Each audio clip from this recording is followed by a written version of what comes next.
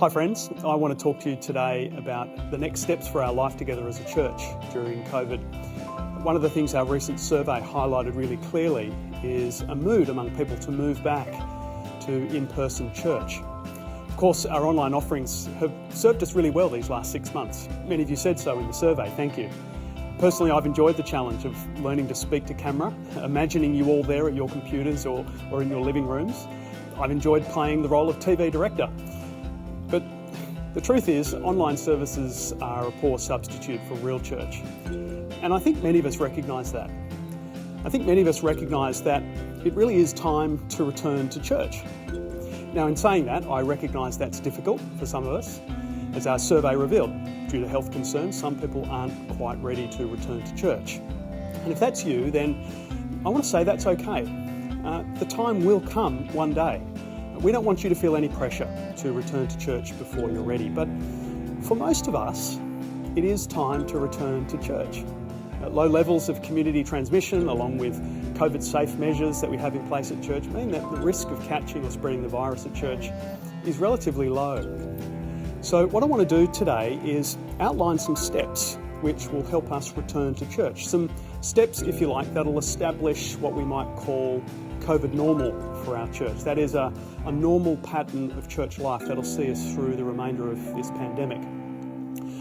From Sunday the 4th of October, that is the October long weekend, just a couple of Sundays away, we will move to 2 in-person services here at St Philip's each Sunday.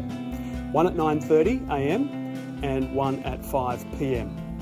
Along with our midweek communion service on a Tuesday, that actually marks a return to our pre-COVID pattern of 3 services per week. Praise God. Let me tell you about 9:30 Church. For starters, it'll be a regular in-person service for those who are gathered here at St Philip's. It means that we'll actually, sadly, be saying goodbye to Sunday Live, which, as you know, is really made and produced for those watching online. It's not to say, however, that 9:30 Church won't be online. It will be. Just like our midweek service, we'll be live streaming 9:30 Church with the camera just set up at the back. So if you can't attend for health reasons, then you won't miss out. 9:30 Church will also see the return of our K-6 kids program. We'll no longer run a standalone kids program at 10:30. From the 4th of October, King's Kids will run at the same time as 9:30 Church. And what that will do is enable our families with younger children to return to morning church. That's something, given the current pattern of service offerings, that has been very difficult for them to do.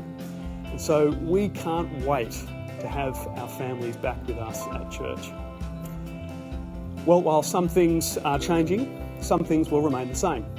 Our midweek communion service on Tuesday afternoons, which has really morphed into a temporary 8am style service during COVID, that will continue as it has been the last couple of months. It's been encouraging to see numbers increasing at that service in recent weeks. Again, I think indicating a desire for people to get back into the habit of in-person church. Of course, we'll continue to live stream the service for those who can't attend it in person. Likewise, our 5pm all-age service will continue as it has for the last couple of months. The one difference being that there'll no longer be a live stream of that service. Online viewing figures for 5pm have been very low from the beginning, around just 4 or 5 a week. So to summarise, Sunday Live at 9am will be replaced by an in-person service at 9:30am with a kids program. And our midweek and 5pm services will remain the same. The final thing I want to mention is our policy on mingling. As many of you know, we've been pretty strict here, probably too strict, and I'm sorry for that. We've been asking people to leave church as soon as the service is finished, without that opportunity for conversations afterwards. Not surprisingly, it was clear from the survey that the no mingling policy has made some people just a little bit reluctant to return to church. Well, you'll be pleased to know that we now have a more relaxed approach to mingling, both before and after church. We still need to be cautious, we still need to observe some COVID-safe protocols, but there's now plenty of scope to catch up with friends, to welcome newcomers, and there have been some, and to enjoy fellowship before and after church. So if that's been an obstacle for you, please do know that we've cleared the way for you to return to church.